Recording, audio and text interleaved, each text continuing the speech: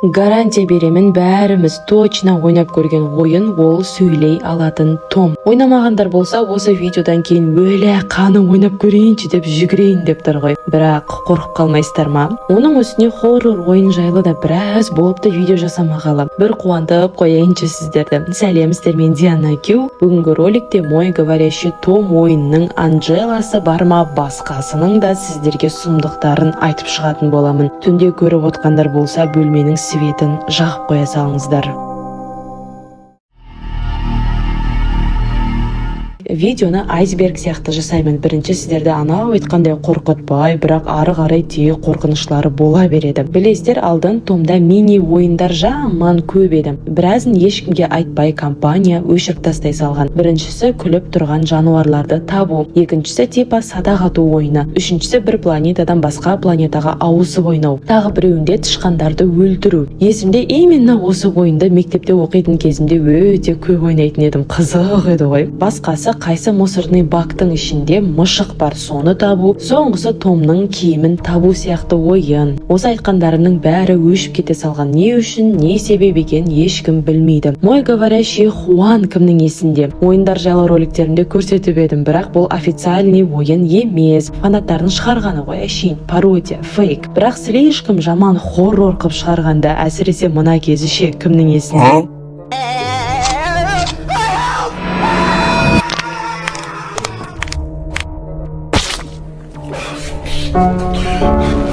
Ал бұл Том вампир.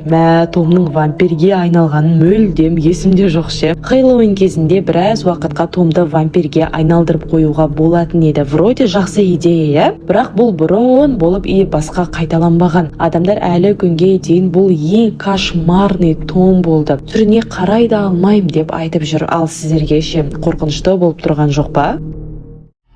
Өтірік Том. Бұл факты біліп мен кәдімгідей таң қалдым. Негізі Томның түрін, келбетін басқа бір қарапайым адам сызып, әшейін 3D модель қылып интернетке сала салған екен да. Ал ойынды шығарған компания бізге берші деп сатып алған. Сызған адам Томның осынша атақты болып кететін білгенде сатпайтын еді ғой. Қазір әттең ай деп тырнақ тістеп отырған шығар мүмкін. Бен мен Том шын өмірде болған деген бұрыннан келе жатқан теория бар. Анау типа сол екеуінің фотосы. Ал айтып берейін сіздерге ол теорияны. Бұрындары бір еркек бір өзі өмір сүріпті. Оның бір иті мен бір мышығы болыпты. Аттары Том және Бен екен. Бір күні еркек иті мен мышығының адам сияқты бір-бірімен сөйлесіп, адам сияқты қылықтарды қайталай алатын байқап қалады. Содан кейін еркек өзімен өзі жоқ болып кете салыпты. Қайда кеткенін ешкім білмейді. Еш жерден ешкім көрмеген. Ал полиция еркекті іздеп оның үйіне келсе, ит пен мышықтың шынымен бір-бірімен сөйлесіп отырғанын көріп қалады. Әрине, ой туфта деген әңгіме, бірақ әсіресе Америкада бұл теорияға сенетіндер өте көп. Гличтер. Гличтердің не екенін білесіздер ма? Ол ойында болған типа қателіктер. Қазір дәл соларды көріп тұрсыздар. Барлық ойында гличтер болып тұрады, бірақ Томдікі хоррор сияқты жаман көрінеді, я. Томда гличтердің көп болғаны сонша, ол жайлы бөлек бір видеода жасауға болады ше. Барлығына анау, мынау деп тоқталып отырмай, сіздерге солардың арасындағы ең жаманын көрсетейін. Мына телефонның егесі Томды тартып біраз ойнап, бірақ кейін 7 жыл бойы ойынға мүлдем кірмей қойыпты. Бір күні есіне түсіп кетіп, бір кіріп ойнайыншы десе, Томның түрі біртүрлі болып қалған ғой. Аузын қараңыздар, тура кесіліп, айырылып, бөлек шығып қалғандай. Құйрығы артында емес, алдында тұр. Не болып кеткен? Ойында обновить етпей тұра бергеннен болады екен бұл. Сонда өшіріп қайттан тарту керекті. Біртүрлі вирустар. Менде вирустар жайлы да видеоларымды көргенсіздер, я. Томның фанатский версиялары өте көп. Қызық екен деп бәрін тарта беруге болмайды, әсіресе Android телефондарда. Өйткені почти барлығында вирус бар. Біреу телефоннан бәрін өшіріп тастай салса, басқасы вообще телефонды ашамайтындай қып құлтап или өшіріп тастайды. Или алдыларыңыздан бірден жаман фотолар шығып қатты қорқытады. Андай бір жері қышып қалғандар бар, арнайы қызық қып вирусты тартып алып жүретінше. Сіздер олай жасап жүрмеңіздер. Зачем әжептәуір телефонды құртып, дұрыс па? Егер білмей жатсаңыздар, көп вирусы бар ойындарда My Horror деген жазу болады. Ойынды тарт жараткандан сиздерден разрешение сурап алады да болду, коркутуп бастайды. Алдыңыздан өлек адамдардын фотолору чыга берип жаман болуп кетеди. Соңунда телефондарыңыз өшүп, бузулуп кала салады. Сол үчүн оюн тартатын кезде абайлаңыздар.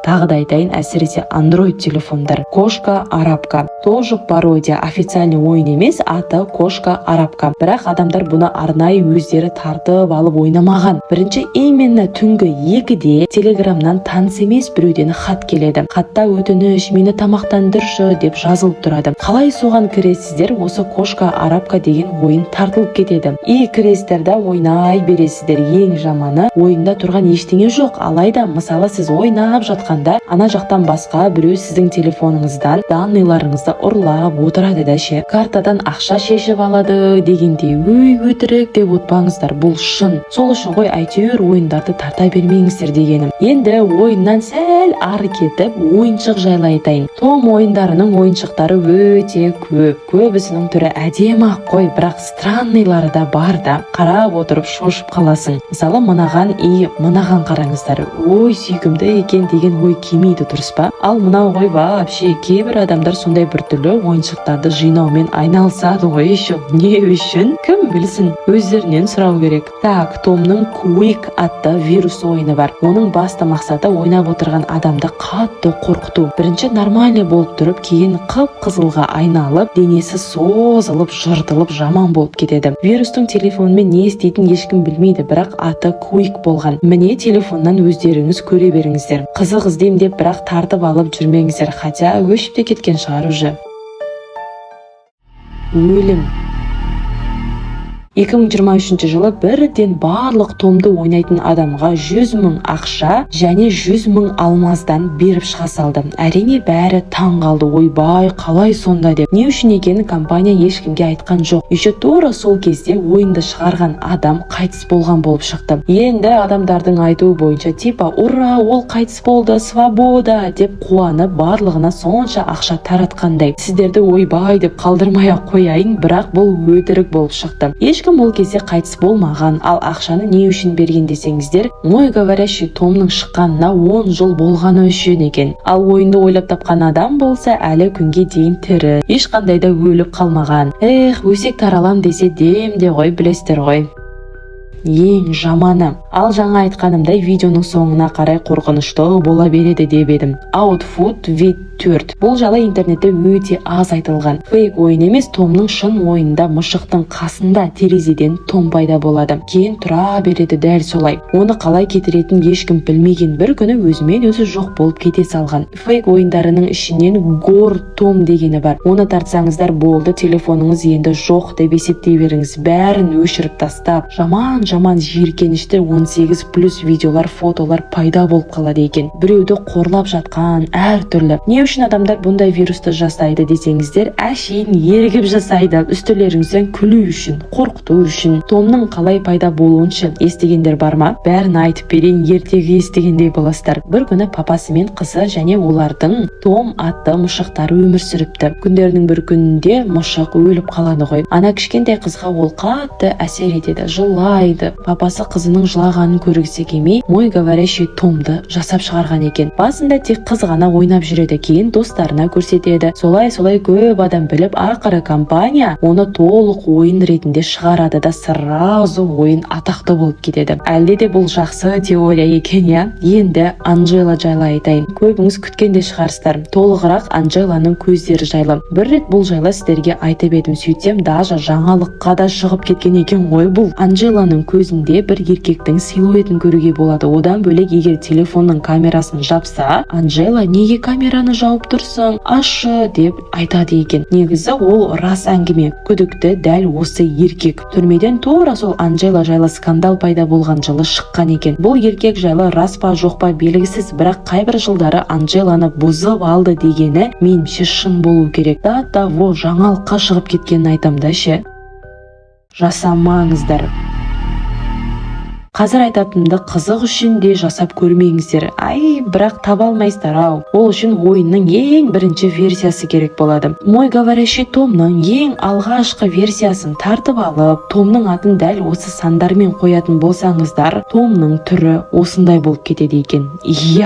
Шынымен қорқынышты, бірақ бұл рас емес ау. Өйткені ойынның бірінші вариантын қайдан табамыз? Шыққанына уже 13 жыл болып кеткен болса. Меніңше, мына көріп тұрған ойындарыңыз сол фейк хоррор ойындардың бірі болса керек. Яғни любой бір адам шығара салғанда типа пародия қылып. Жалпы мен мой говорящий томды мектепте оқитын кезімде өте көп ойнағам. Именно сол мектепте оқитын кезімде шыққан ғой өзі. Менің қарным аш, мен туалетке барғым келеді деген уведомлениялары келген кезде асығып тұратын едім. Ойбу, мен мұшығымның қарны ашып қалыпты, ұйқысы келіп жатыр деп ше. Сіздерге ше жалпы бұл ойын ұнайды ма? Так, не істейміз? Дәл қазір видеоға лайк басамыз, комментарий жазамыз және каналға тіркелеміз.